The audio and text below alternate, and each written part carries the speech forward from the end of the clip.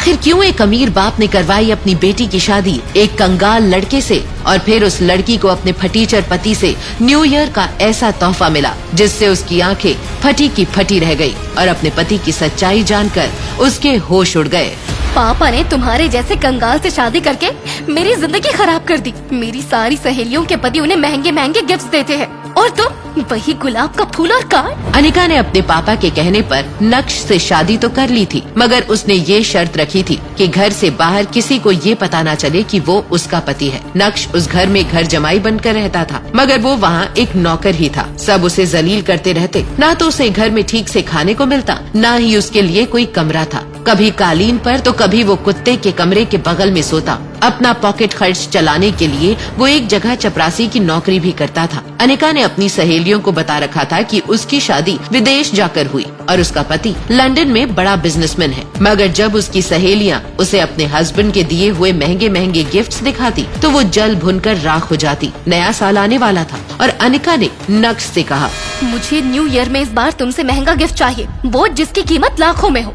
मगर अनिका, इतने पैसे मैंने आज तक देखे भी नहीं। मैं तुम्हें इतना महंगा गिफ्ट कैसे दे सकता हूँ? वो तो तुम्हें मुझसे शादी करने से पहले सोचना चाहिए था। एक मर्द होकर अपनी बीवी की डिमांड भी पूरी नहीं कर सकते। नक्श को अपनी पत्नी की ये बात चुभ गई। वो चुपचाप वहाँ से चला गया। 2 दिन बाद न्यू ईयर पार्टी के पहले ही नक्श अनिका के पास आया और उसे एक गिफ्ट पैक दिया। अनिका ने बुरा सा मुंह बनाकर उस डब्बे को खोला और जैसे ही उसने अंदर का गिफ्ट देखा तो उसके तो होश ही उड़ गए।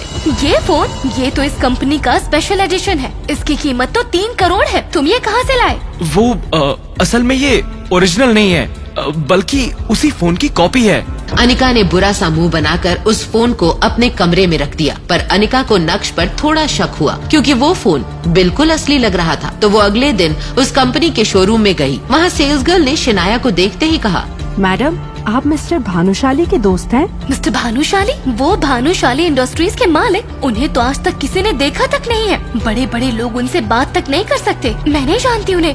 मगर तुमने ऐसा क्यों पूछा? मैडम, जो आपके हाथ में ये फोन है, ये स्पेशल एडिशन फोन है। ऐसी कटिंग, ये डिजाइन, ये लोगो, ऐसा नकली बनाना इम्पॉसिबल है। इंडिया में ये कल ही दूसरा पीस बिका है जो मिस्टर रायजादा ने खरीदा है। तो फिर आपके पास ये फोन कहाँ से आया?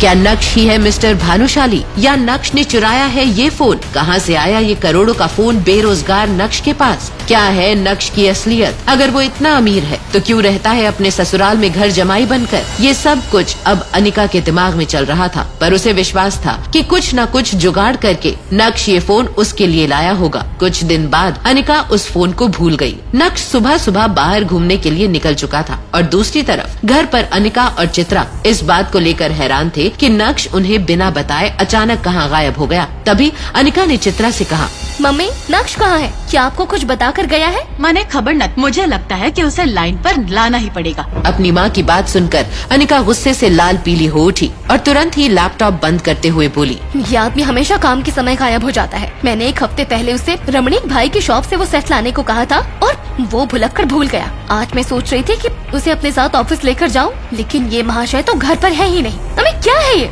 क्या मेरी ही किस्मत में ये होना लिखा है? आपने मेरी शादी उस लड़के से क्यों कराई?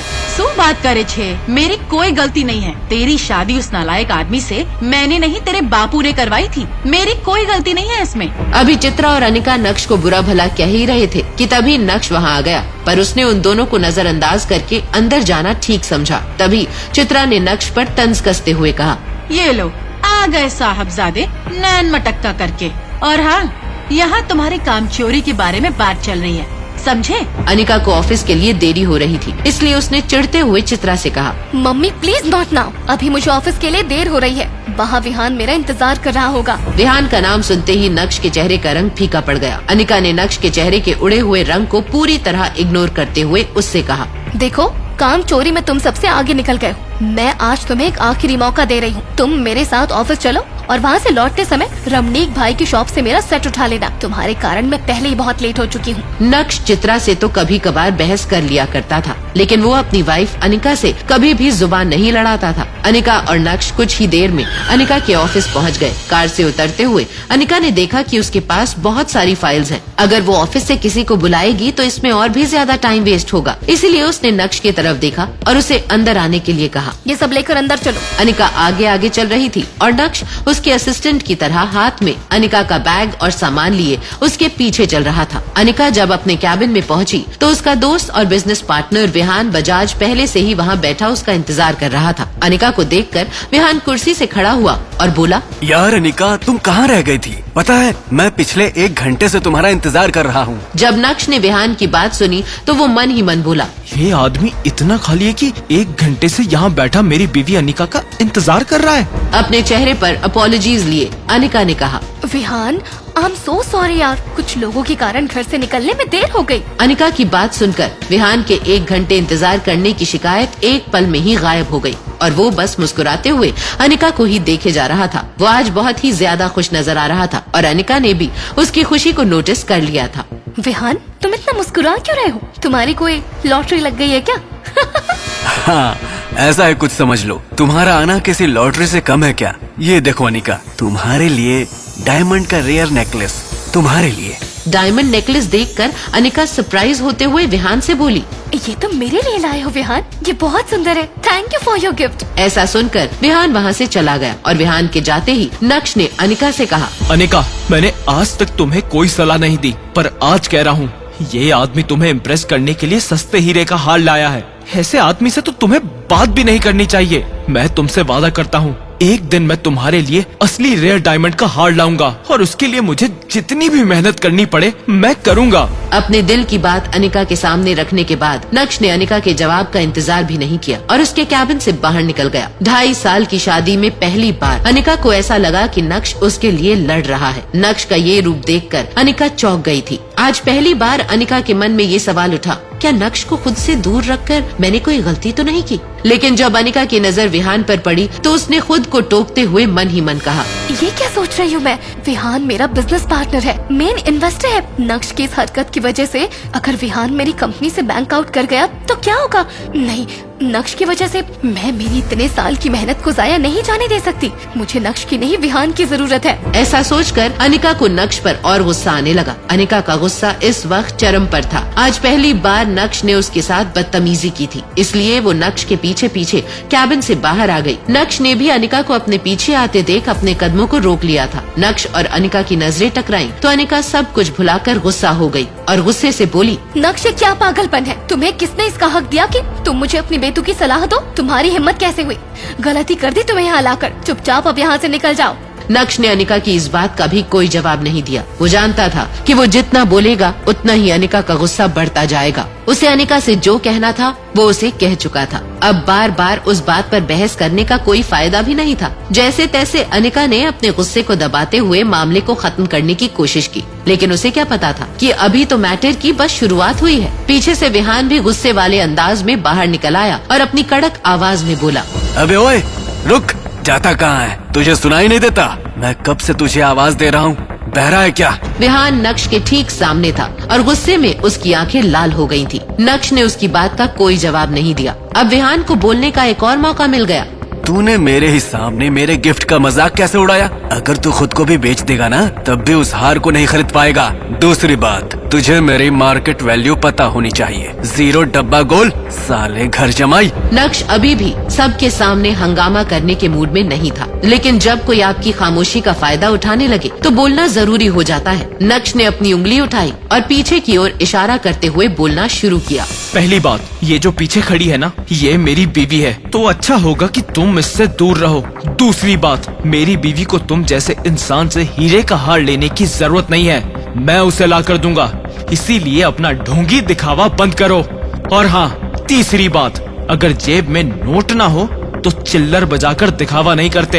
नक्श ने विहान को अपने स्वैग के दर्शन करवा दिए थे। इसी के साथ नक्श ने विहान को एक बाजू ढकेला और ऑफिस से बाहर निकल गया। नक्श के वहाँ से जाने के बाद कुछ देर तक विहान वहीं खड़ा रहा। लेकिन इतनी बेइज्जती होने के बाद वहाँ रुकने का कोई सेंस नहीं था। इससे पहले कि अनिका विहान से कुछ कहती, विहान ने तुरंत ही लिफ्ट का बटन दबाया और लिफ्ट के अंदर चला गया। तमाशा खत्म होने के बाद अनिका भी ऑफिस के अंदर चली गई। अनिका गुस्से से आग बबूला हो रही थी। उसकी जलती आंखों के सामने सिर्फ नक्श का चेहरा घूम रहा था और वो जितना नक्श के बारे में सोच रही थी, उसका गुस्सा उतना ही बढ़ता जा रहा था। पिछले कुछ महीनों से अनिका की कंपनी के हालात ठीक नहीं थे। वो मुश्किल से उसे संभालने की कोशिश कर रही थी। क्या करे, उसे ये समझ नहीं आ रहा था। तभी उसे विहान मिला और जब उसकी दोस्ती विहान से हुई तब जाकर उसे पता चला कि वो एक बहुत बड़े परिवार से ताल्लुक रखता है। और बस यहाँ से अनिका ने विहान को अपने जाल में फंसाना शुरू किया। और आज विहान न सिर्फ उसकी कंपनी का बिजनेस पार्टनर है बल्कि मेजर इन्वेस्टर भी है। और विहान की वजह से ही अनिका की कंपनी अभी चल रही है। इस कंपनी के सारे लॉसेस विहान ही बेयर करता है और अनिका को इसकी बहुत जरूरत भी है। अनिका का विहान से दोस्ती करना कोई आसान काम नहीं था। कितने पापड़ बेलने के बाद वो उसके करीब आ रही थी। सब ठीक चल रहा था, सब कुछ अनिका के प्लान के मुताबिक हो रहा था, लेकिन नक्श ने आकर आज सब कुछ बिगाड़ दिया। अब अनिका मन ही मन सोच रही थी, क्या जरूरत थी विहान को नक्श को ऐसा कुछ कहने की। अब पता नहीं वो उसकी कंपनी में अपना पैसा इन्वेस्ट करेगा या नहीं। अब अनिका उसे कैसे मनाएगी। अगर गलती से उसने अपना पैसा रिटर्न करने के लिए कहा तो अनिका की कंपनी अंजी कॉर्पोरेशन तो बहुत बड़ी मुसीबत में पड़ जाएगी। उसके बाद क्या होगा, जावेरी खानदान को कौन संभालेगा। ये सोचते सोचते अनिका को खुद पर ही गुस्सा आने लगा। असल में गलती उसी की है। वो क्यों नक्श को उन दोनों के बीच में लाई। क्या जरूरत थी नक्श को ऑफिस साथ लाने की। अगर वो नक्श को अपने साथ नहीं लेकर आती तो अभी विहान उसके साथ बैठा होता। वहीं दूसरी ओर अंजी कॉर्पोरेशन के ऑफिस से बाहर आकर नक्श काफी खुला खुला महसूस कर रहा था। तभी अचानक से नक्श का फोन बजा। वो फोन मिस्टर भानुशाली का था, जो शहर के सबसे अमीर बिजनेसमैन थे। यस मिस्टर भानुशाली, मैं अभी आपको ही कॉल करने वाला था। मैं जानता हूँ कि आपने भी मुझे किसी काम से ही कॉल किया है। मैंने आज एक खास इंसान के साथ तुम्हारी मीटिंग फिक्स की है। एड्रेस व्हाट्सएप कर दिया है। मैं चाहता हूँ कि तुम एक बार मिल लो।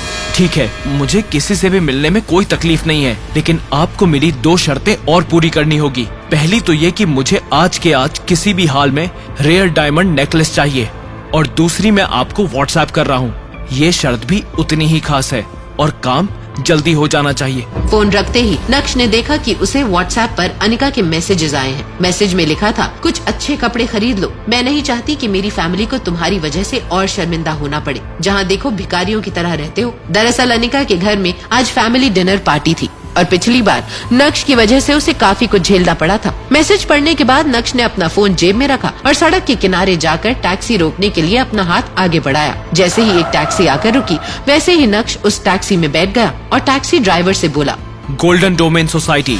गोल्डन डोमेन सोसाइटी सूरत की ही नहीं बल्कि गुजरात की सबसे लग्जूरियस सोसाइटीज में से एक थी। दरअसल यही वो जगह थी जहां मिस्टर भानुशाली ने आज उसकी एक सीक्रेट मीटिंग फिक्स की थी। लेकिन नक्श किससे मिलने जा रहा है, इस बात की उसे कोई जानकारी नहीं थी। लेकिन जब नक्श वहाँ पहुँचा तो पूल विला के गार्डन में बैठे आदमी को देखकर उसका गुस्सा उबाल मारने लगा और नक्श बिना वहाँ रुके वहाँ से निकल गया। नक्श वहाँ से निकल ही रहा था कि तभी उसे एक मैसेज आया। दरअसल आज अनिका की फैमिली गैदरिंग अटेंड करने से पहले नक्श को अपनी हाई स्कूल रियूनियन में जाना था। ग्रेजुएशन के बाद इतने सालों में नक्श पहली बार अपने किसी कॉलेज या स्कूल रियूनियन में जा रहा था। इतने सालों में नक्श अपने किसी भी दोस्त से नहीं मिला था। उस रियूनियन पार्टी के बारे में सोचते हुए नक्श को अपने सारे पुराने क्लासमेट्स याद आने लगे, जिनके साथ वो कभी स्कूल में मस्ती किया करता था। आज नक्श उन सब से फिर मिलने वाला था और ये सोचकर ही नक्श को एक्साइटमेंट हो रहा था। नक्श इन ख्यालों के साथ अभी आगे बढ़ ही रहा था कि तभी उसे अचानक कुछ याद आया